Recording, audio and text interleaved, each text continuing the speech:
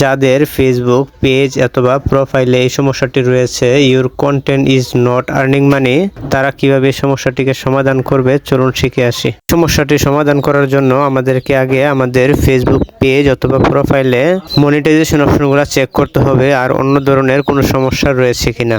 তার জন্য প্রথমে প্রোফাইল অপশনে একটি ক্লিক করে ড্যাশবোর্ডে চলে যাব। এবার উইকলি প্রোগ্রেসে একটি ক্লিক করব, তারপর মনিটাইজেশন অপশনে একটি ক্লিক করব। এবার নিচের দিকে প্রোফাইল স্ট্যাটাসে একটি ক্লিক করব। ক্লিক করার পর আমরা দেখতে পারবো আমাদের প্রোফাইল বা পেজের রিকমেন্ডেশন অ্যাক্টিভ আছে এবং মনিটাইজেশনও অ্যাক্টিভ আছে, তারপর মার্কেট প্লেস এটাও অ্যাক্টিভ রয়েছে। এবার আমাদেরকে খুঁজে বের করতে হবে আমাদের ফেসবুক পেজ অথবা প্রোফাইলের কি সমস্যা রয়েছে, কোন কারণে এই ইস্যুটি আসছে। সমস্যাটি চেক করার জন্য আমরা প্রথমে ক্লিক করব প্রোফাইল অপশনে, তারপর নিচের দিকে ড্যাশবোর্ডে একটি ক্লিক করব। এবার সমস্যাটি চেক করার জন্য আর্নিং অপশনে একটি ক্লিক করব, তারপর চলে যাব নিচের দিকে।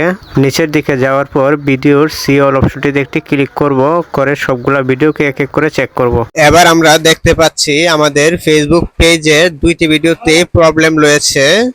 এখানে দুইটি ভিডিওতে মনিটাইজেশন লিমিট করে দেওয়া হয়েছে, যে কারণে আমাদের ফেসবুক পেজে এই সমস্যাটি শো করছে। এখন যদি আমরা এই দুইটি ভিডিওকে ডিলিট না করি তাহলে আমাদের ফেসবুক পেজের রিচ কমে যাবে, অন্যদিকে আর্নিংটাও কমিয়ে দেওয়া হবে।